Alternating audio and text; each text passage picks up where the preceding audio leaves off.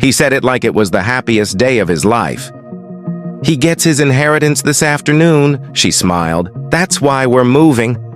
Her voice trembled with excitement. In less than 24 hours, she'd be crying over his dead body. This footage, recorded just a night before his mysterious death, would soon become evidence in one of the most disturbing small-town investigations anyone had ever seen. And what the police didn't realize that night was that the woman in the video, she was far from innocent. Her name was Ina Thea. Her fiancé, Daniel Moore, was hours away from collecting a $36 million inheritance left behind by his late uncle overseas. To Anna, this was their golden ticket. Their debt was crushing them, their home was falling apart, and they'd been dreaming about finally escaping this miserable life. But as Daniel would soon find out, not everyone celebrates good fortune the same way. When officers arrived that night, Anna had called to complain about their drunk neighbor causing chaos. Nothing unusual for the area, but in that short encounter, something chilling slipped out of Anna's mouth. Something she shouldn't have said. "We're paying everything off tomorrow," she told one officer casually. "He gets his inheritance this afternoon. We'll pay all our bills, child support, and then we're going on vacation." She laughed. No one thought much of it, but hours later, that same laughter would echo in a 911 call, filled with screams. By the next afternoon, Daniel's health had collapsed completely. He'd gone to the airport with Anna and two close friends to meet the lawyer handling his inheritance. Everything seemed fine, until suddenly he couldn't stand.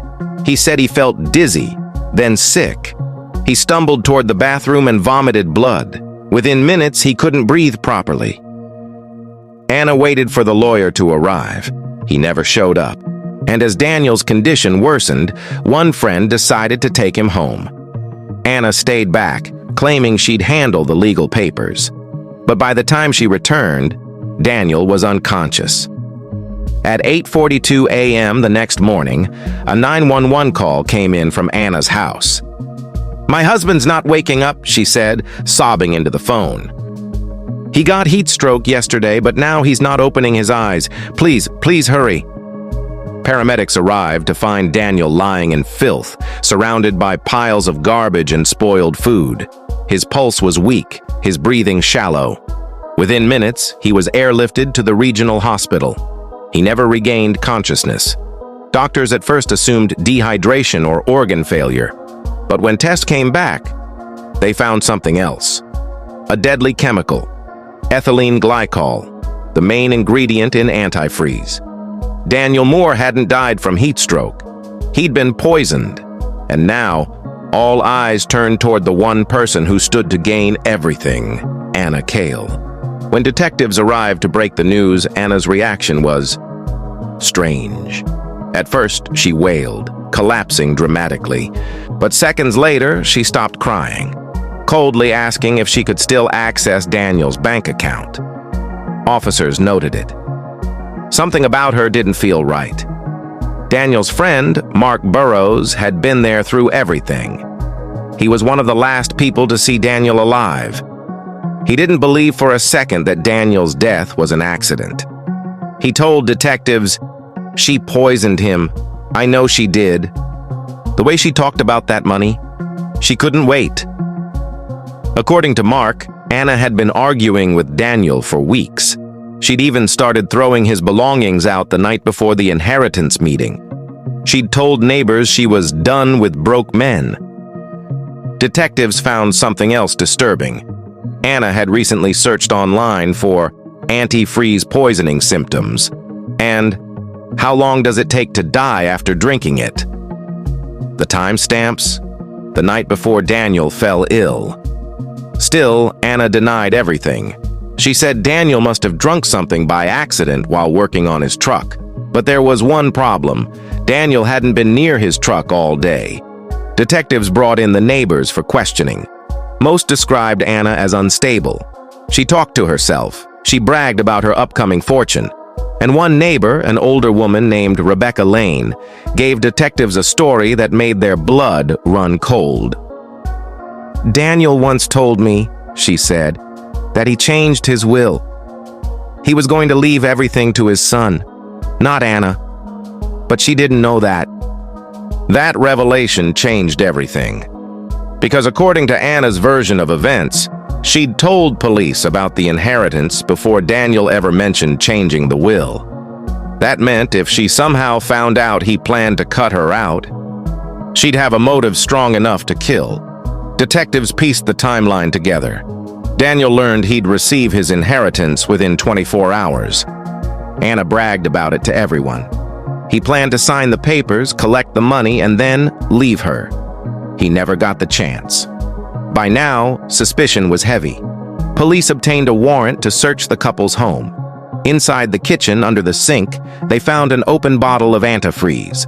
Beside it, a coffee mug with blue residue along the rim. Daniel's fingerprints were on the handle.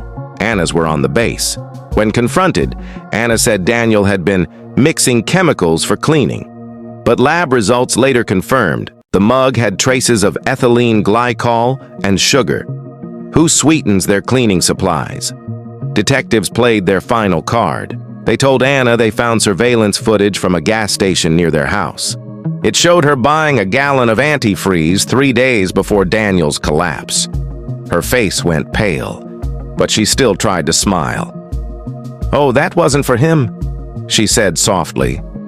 "That was for the car." The officer leaned forward. "You don't own a car, Anna." Silence. It would take another 2 weeks for lab results and witness testimonies to seal her fate. Daniel's toxicology confirmed lethal poisoning. Mark's statement about the argument matched the timeline, and Rebecca's testimony about the will provided motive. But the real kicker came from Anna herself. During an unguarded phone call from jail, she was recorded telling a friend, "If he'd just signed the papers sooner, I wouldn't be here right now." That one line sealed everything. Months later, when the trial began, Anna tried to play the victim, crying, shaking, claiming she'd loved Daniel deeply. But the prosecution showed the 911 call, the smirk in her voice, the lies she told about the lawyer, the airport, the phone. Every word unraveled her story. When the verdict was read, guilty of first-degree murder, Anna didn't cry. She simply stared blankly, whispering, "It should have been my money." But the horror doesn't end there. During cleanup of their apartment, workers found a notebook under the bed, pages filled with numbers, plans, and one disturbing line scribbled at the bottom. "Don't waste the poison. Measure carefully." That line still chills investigators to this day, because the handwriting wasn't Anna's. It matched Daniel's, and no one knows if he wrote it before he died, or if she made him write it as he was dying. Even now, years later, neighbors claim strange things happen in that old building. The lights in apartment 12A flicker every night around 2 a.m., the exact time Daniel was pronounced dead. Some say you can still hear coughing and gasping like someone trying to breathe through poison. Others say they've seen a figure at the window, watching, waiting. But the creepiest rumor of all? That sometimes a woman's voice echoes faintly from the darkness, whispering, "He gets his inheritance this afternoon."